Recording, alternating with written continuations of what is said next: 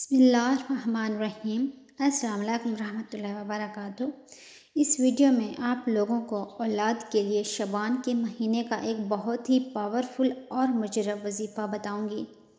جو بھی اولاد عورت بھی شعبان کے مہینے میں یہ وظیفہ کرے گی، انشاءاللہ تعالی اللہ پاک اس کی خالی جھولی بھر دے گا۔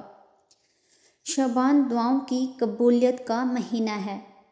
آپ کی جو دعا قبول نہیں ہو رہی اور بہذر ناممکن دکھائی دے رہی ہے، وہ دعا آپ شعبان کے مہینے میں مانگ کر دیکھیں، انشاءاللہ تعالی آپ کی دعا رد نہیں ہوگی۔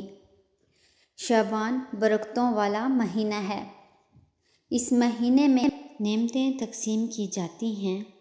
حضرت محمد صلی اللہ علیہ وسلم فرماتے ہیں، حضرت جبریل علیہ السلام نے مجھے خبر دی ہے کہ اللہ پاک شعبان میں رحمتوں کے 300 دروازے کھول دیتا ہے۔ اس لیے آپ کی کوئی بھی حاجت ہو تو آپ شعبان کے مہینے میں اللہ تعالیٰ سے اپنی حاجت طلب کریں، انشاءاللہ تعالیٰ آپ کو خالی ہاتھ نہیں لوٹایا جائے گا۔ میں نے پچھلے شعبان میں یہ وظیفہ شیئر کیا تھا۔ اس وظیفے کو بہت سی بے اولاد عورتوں نے کیا ہے۔ آج کا یہ وظیفہ آپ ماہ شعبان کے علاوہ بھی کر سکتے ہیں، لیکن شعبان میں اس وظیفے کی فضیلت بہت زیادہ بتائی گئی ہے۔ اس لیے شعبان کے مہینے میں روزانہ ایک تسبیح پڑھیں، ربی لا تذرنی فردیوں انت خیر الوارثین، پروردگار مجھے اکیلا نہ چھوڑ اور یقیناً تو ہی بہترین وارث ہے۔